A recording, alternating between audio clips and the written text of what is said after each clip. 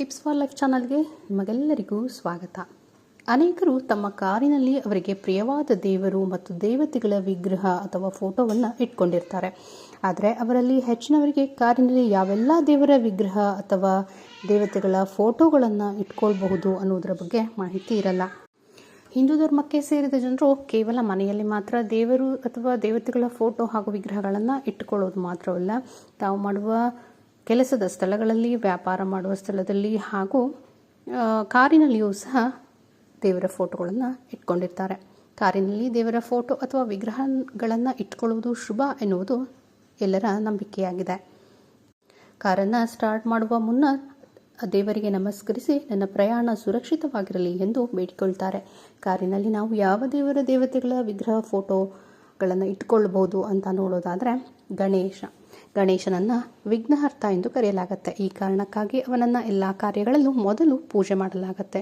ಗಣಪತಿಯನ್ನು ಯಾವುದೇ ಕಾರ್ಯವನ್ನು ಆರಂಭಿಸುವ ಮುನ್ನ ಪೂಜಿಸೋದ್ರಿಂದ ಆ ಕೆಲಸಗಳಲ್ಲಿ ಎಲ್ಲ ವಿಘ್ನಗಳನ್ನು ದೂರ ಮಾಡ್ತಾನೆ ಅನ್ನುವಂತಹ ನಂಬಿಕೆ ಇದೆ. ಗಣೇಶನು ನಮ್ಮ ಜೀವನದ ಎಲ್ಲ ರೀತಿಯ ಅಡೆತಡೆಗಳನ್ನು, ತೊಂದರೆಗಳನ್ನು ದೂರ ಮಾಡ್ತಾನೆ. ಕಾರಿನಲ್ಲಿ ನಾವು ಗಣೇಶನ ವಿಗ್ರಹ ಅಥವಾ ಫೋಟೋವನ್ನು ಇಡೋದ್ರಿಂದ ನಮ್ಮ ಪ್ರಯಾಣದಲ್ಲಿ ಎದುರಾಗುವ ಎಲ್ಲ ಅಡೆತಡೆಗಳನ್ನು ದೂರ ಮಾಡ್ತಾನೆ ಅನ್ನುವಂತಹ ನಂಬಿಕೆ ಇದೆ.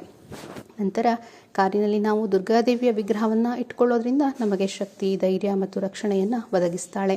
ದುರ್ಗಾದೇವಿಯು ಎಲ್ಲ ತೊಂದರೆಗಳಿಂದ ನಮ್ಮ ಭಕ್ತರನ್ನು ರಕ್ಷಿಸುವ ಮೂಲಕ ಸುರಕ್ಷಿತವಾದ ಪ್ರಯಾಣವನ್ನು ಅನುಗ್ರಹಿಸ್ತಾಳೆ. ಈ ಕಾರಣಕ್ಕಾಗಿ ತಪ್ಪದೆ ನಿಮ್ಮ ಕಾರಿನಲ್ಲಿ ದುರ್ಗಾದೇವಿಯ ಫೋಟೋವನ್ನು ಇಟ್ಕೊಳ್ಬಹುದು. ನಂತರ ಆಂಜನೇಯ ಸ್ವಾಮಿ.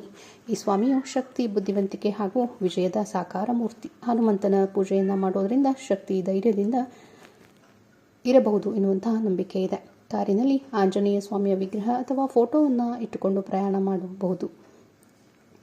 ಇನ್ನು ಆಂಜನೇಯ ನಮ್ಮ ಸುರಕ್ಷತೆಯ ಬಗ್ಗೆ ಹೆಚ್ಚಿನ ಗಮನವನ್ನು ನೀಡ್ತಾನೆ ಅನ್ನುವಂತಹ ನಂಬಿಕೆ ಇದೆ.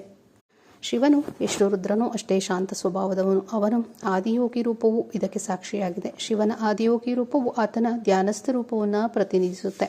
ಕಪ್ಪು ಬಣ್ಣದ ಅಥವಾ ಇನ್ನಾವುದೇ ಬಣ್ಣದ ಆದಿಯೋಗಿ ಶಿವನ ವಿಗ್ರಹವನ್ನು ಕಾರಿನಲ್ಲಿ ಇಟ್ಟುಕೊಳ್ಳೋದ್ರಿಂದ ಪ್ರಯಾಣಿಸುವಾಗ ಮನಸ್ಸು ಶಾಂತವಾಗಿರುತ್ತೆ. ಯಾವುದೇ ಗೊಂದಲಗಳು ನಮ್ಮ ಚಾಲನೆಯ ಮೇಲೆ ಪ್ರಭಾವ ಬೀರುವುದಿಲ್ಲ. ಇದು ನಿಮಗೆ ಪ್ರಯಾಣದಲ್ಲಿ ಶಾಂತತೆ, ಸ್ಥಿರತೆ ಮತ್ತು ಆತ್ಮವಿಶ್ವಾಸವನ್ನು ವೃದ್ಧಿಸುತ್ತದೆ. ನಿಮ್ಮ ಕಾರಿನಲ್ಲಿ ನೀವು ಯಾವ ದೇವರ ವಿಗ್ರಹ